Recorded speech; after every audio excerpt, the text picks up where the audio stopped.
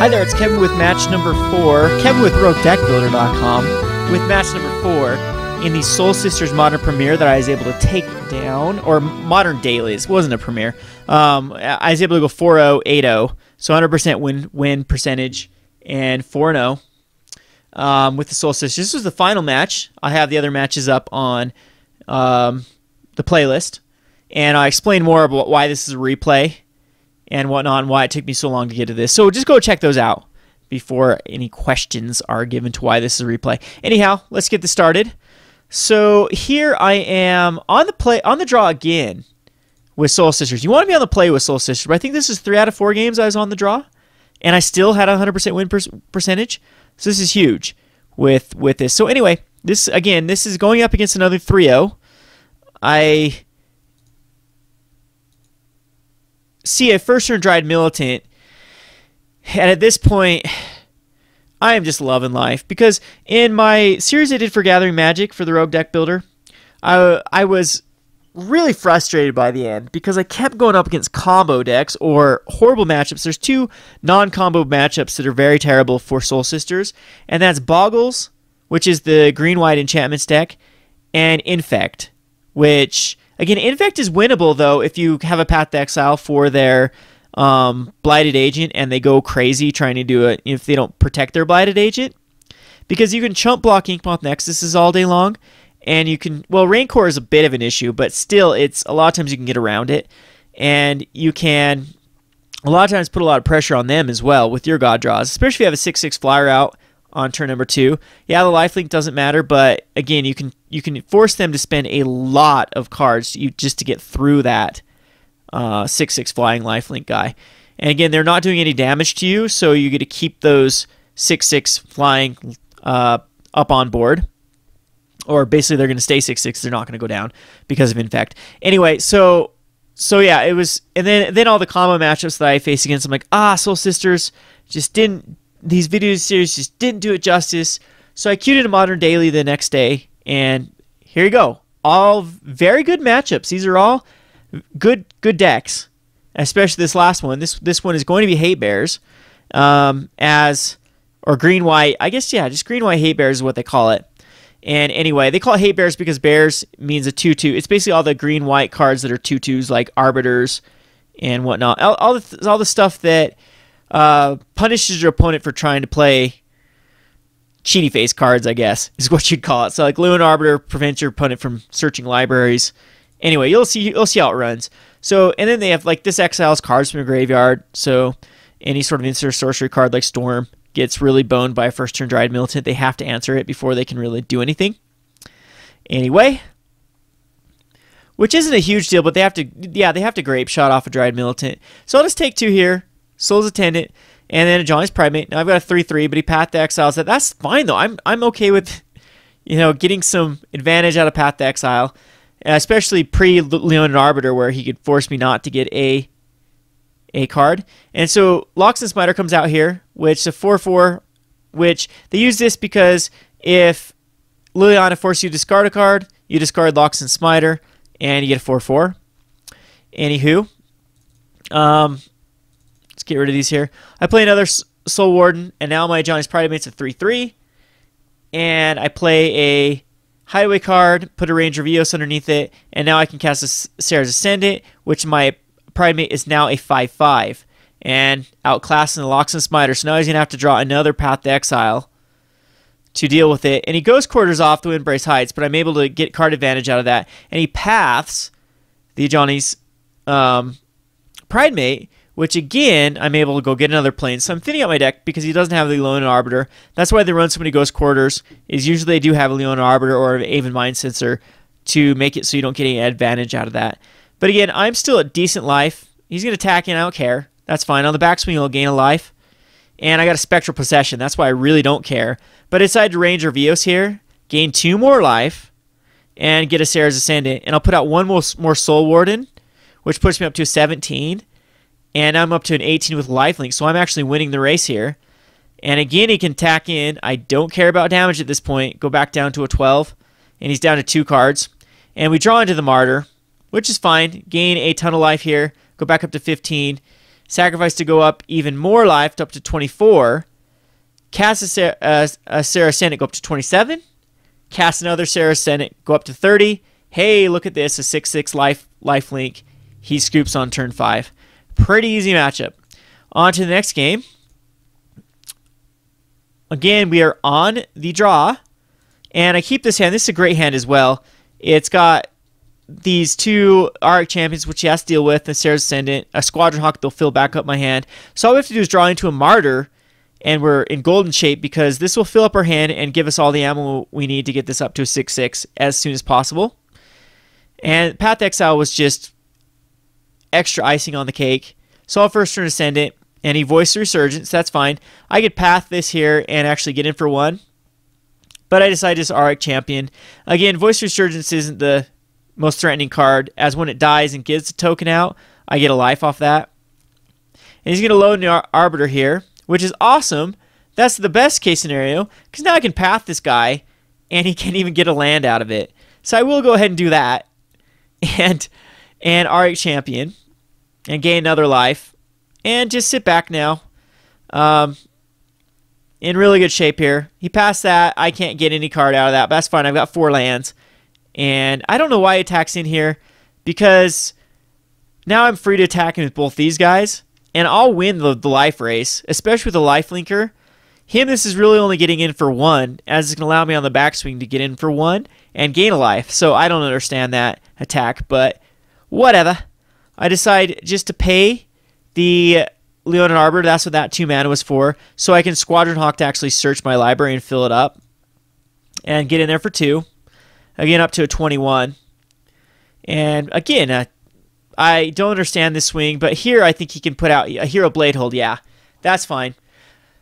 But I will go ahead and put a Windbrace Heights out, and I find nothing, just a Plains, which at least gets 4 lands off the top, though, that I don't have to draw into. And a Ajadi's Pridemate, which allows me to gain a life and go up to a 3/3 on the Ajadi's Pridemate. And I'm also able to cast a Squadron Hawk, which puts me up to a 4/4. So now his Hero Blade Hold can't even really attack in at all here. So he can't attack in with the Hero Blade Hold because he's thinking, it's going to be a 4/5. But I think he messes up big time here with this attack. Because yes, Hero Blade Hold is going to be a 4/5 because of Exalted, but it puts in 2 1/1s. So my Johnny's Pridemate gets up to a 6/6. And I'm able to eat off the Hero Blade Hold, which was one of his key cards to actually winning this matchup. And now at this point, I have a 7/7 Pridemate. I now have an 8/8 Pridemate, which I can now cast a Sarah's Ascendant, and cast a Squadron Hawk, and cast another Squadron Hawk. I attack in here. Is that what I do? I just want to put in Plains in, I guess. And yeah, probably should have just kept that there, so making waste to Ghost Quarter on it, but that's fine. Go back down to 17. He passed Exiles a Pridemate, and that's 2 Path to Exiles. He's had double Path to Exiles both games, and now he's got double Smiters, so if anything can actually get him back in this game, it's these guys. But again, I'm still at a healthy 18 with plenty of chump blockers until I find some more card advantage, and that's the perfect card because I draw Honor the Pure, and then I can start beating him down. He's at a low life total already, down to a 7, and I Spectral Procession and go back up to 21. And there's really nothing he can do here. So out of all the matchups, this was the finals, and it by far was the easiest match because Hatebears just cannot do anything against Soul Sisters. So let's just recap the matchups. I think I ordered these wrong. So actually, first round was against the Splinter Twin deck, and I was able to 2-0 the Splinter Twin deck, the red-white Splinter Twin. So it's even easier than the blue-red Splinter Twin. And then second match, I went up against... What did I go up against? Now I have to look at my own decks here. I go up against the... Did I miss a matchup here? Oh, UWR Control. There we go. Second matchup, I went up against UWR Control, which is a harder matchup. Probably the hardest matchup that I had to face, but, easily able to keep up card advantage with him through all of my things, Spectral Possessions being a 3-for-1, Squadron Hawks being a 4-for-1, and... Our Champions was the MVP there. as it was something that stayed out on the battlefield that he could not get rid of through traditional means of the lightning strike or lightning helixes and lightning bolts and electrolyzes, and then gave me life off of everything I cast. And of course, the 6/6 flying lifelinkers were very hard for him to deal with. Then on to round number 3 versus Wild Nacatl. Again, it was a 3-0 deck when it faced me, which was an easy matchup. Again, I don't know where that comment came where Nacatl or Soul Sisters can't beat Nacatl, because it's the exact opposite. Nacatl cannot beat Soul Sisters. And on to the 4th round, being Hatebears. Very easy matchup. So there you have it. A Soul Sisters 4-0ing a Modern Daily. Very, very easy 4-0. I mean, all these were blowouts. None of them were even close.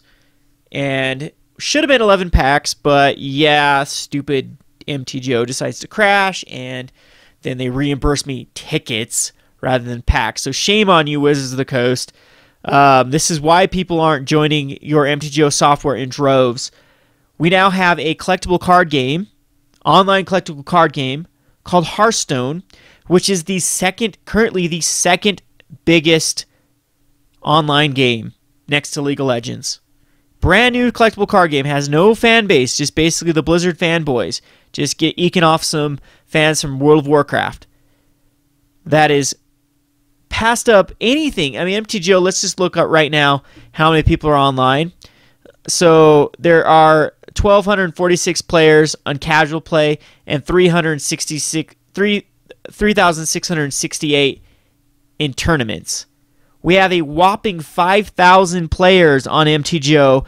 I mean, yes, it is 11 and 15, so it's 10 o'clock though, Western time. So you have all that people on West Coast, huge cities like LA and Seattle. Seattle is their headquarters. They could be on. You can probably go and find a really, really remote game. A game that, geez, Warcraft 2 probably on Battle.net might even have old school Warcraft 2, not Warcraft 3. I'm talking about like Warcraft 2 or StarCraft. Probably has more than, well, maybe I should check that before I actually go out and spout that. But I would say like Warcraft 3 probably has more than 5,000 people on. Warcraft 3 is completely obsolete now that Dota 2 especially is out and whatnot. And these other games, like if you're logging to Dota 2, right now there'd probably be between 600 and 800,000 players on. And Hearthstone, I don't have the stats on Hearthstone, but if it is the second most Twitch channel or recorded Twitch match next to, and you look at the YouTube, there are so many people Googling and YouTubing Hearthstone, which is tempting for me to go into Hearthstone, but I want to stay loyal to Magic the Gathering, but I don't know how much longer I can actually do that, as a smart move, I guess, for me to get into Hearthstone and whatnot. Anyhow, so there's hundreds of thousands of people on Hearthstone, where Magic the Gathering Online has only 5,000. And the only reason for this, I'm going to be blunt and be straightforward, the only reason that this is the case is the problems like I've experienced and Brian Kibler's experienced and everyone else has experienced. Oh, I did a draft, by the way, yesterday that crashed in the middle of it, and again, I was reimbursed. And I was drafting a pretty sick deck and had a mythic, which is always awesome to open up a mythic in a draft. Again, this kind of nonsense, this kind of shenanigans is what's turning people off from Magic the Gathering Online. And until they fix their customer service, number one, their customer service, and just little things. I have no chat. I have no way to, like this clan, my clan, is just a glorified chat. That's all it is. It's just a glorified chat. It does nothing else. I can't host tournaments. I can't host clan tournaments. I can't even like promote someone to I guess you can only have like one clan leader. They can invite people, and then no one else can even invite people to the clan, which is a pain in the butt. And so you can't have any clan hierarchy. There's no way to have like a clan, like in Warcraft there was a guild bank. That'd be awesome in this on this game as well, to just have excess cards. And even like on World of Warcraft, they had a way that you had a certain amount of cards that were like, you could set cards as basically, or you could set in World of Warcraft, you could set like materials in there at free for all. You could have like a guild tab that anyone can take and donate to, and then you had like a page that only officers could take cards out, or in this case, World of Warcraft items out. And then there was even a private page where only you could set even higher officers, like only the select few people can take from or donate to. And it's just very simple fixes that other games have paved the way for, like World of Warcraft and some of these other ones, that just made it so to be able to have these clans and social and everything was so easy. You've noticed that sometimes I get pop-ups when I'm recording videos. Those are the worst, when someone starts chatting me. Now, I don't want to deter people from chatting me on Mtgo. I want to interact with the fans as much as possible. So feel free to add me. Here's my username, VCR Avalanche. And chat me up on Mtgo. But it is very annoying when it pops up in the middle of a video, and then I put it over the sideboard, and if the person keeps chatting, it pops up again. And there's really no way to disable that except for going away, like making it so no one can message me. And I don't want to do that. I want to be open for people to message. But yeah, and then leaving messages is a pain.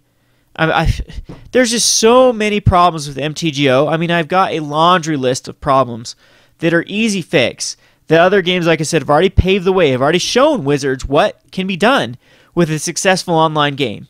And until they get that message loud and clear, you are only going to see 5,000 players at peak time on Mtgo. I mean, I guess this isn't quite peak time, but it's like I said, 10 o'clock, 10 at night on West Coast. That's pretty freaking peak. If in gaming trends, it's when I played World of Warcraft. This was huge. This was when our server we were a West Coast server, and this was when we'd find tons of people on raiding and just interacting and whatnot. So anyway, please, please, please, please, please, Wizards, I'm here. I'm here to help spread the word about Mtgo. I've been pumping it up. I've been showing you, videos now, over 450 videos of Mtgo footage, showing you what a great game it can be and what it sometimes is. But just little fixes like this. I'm a hardcore player, though. I'm going to play Mtgo no matter how crappy it is, because I like the competition that's available. I just like being able to play and tape Magic the Gathering, and there is some cool stuff about Magic the Gathering. The deck editor is great. You can search through all the cards and look at all these. Oh, look at this spoiler deck here. Shouldn't be showing this yet. Anyway, actually, by the time this video series is done, this video series will already be published and gone. So anyway, there's some great things about it, but there's some terrible things. One of them is the stupid classifieds that I have to do, looking for Thoughtseizes here. Ugh, try to find the cheapest price of Thoughtseize is a mess. And yes, I can do like wiki price, but that's only select bots. It's not like every bot. That's just the a certain bots list. All the people using that bot software. Anyway, very few fixes that can be done with this software, and it wouldn't even have to be massive software overhaul. That would make it more user-friendly, make the customer service experience a lot easier and better, and just have a more enjoyable platform to play MTG online with. You would have a lot more players playing on here. You would have a lot more Commander players playing on here, a lot more EDH players playing on here, rather than this only the real hardcore players like myself that are playing on MTG Online. Anyway, rant over. This video is probably going to be very long because of my rant, but hopefully Wizards will get the message loud and clear, and I will be supportive. I'll be supportive of any changes in the right direction. This has been Kevin with Roguedeckbuilder.com. Thanks for watching.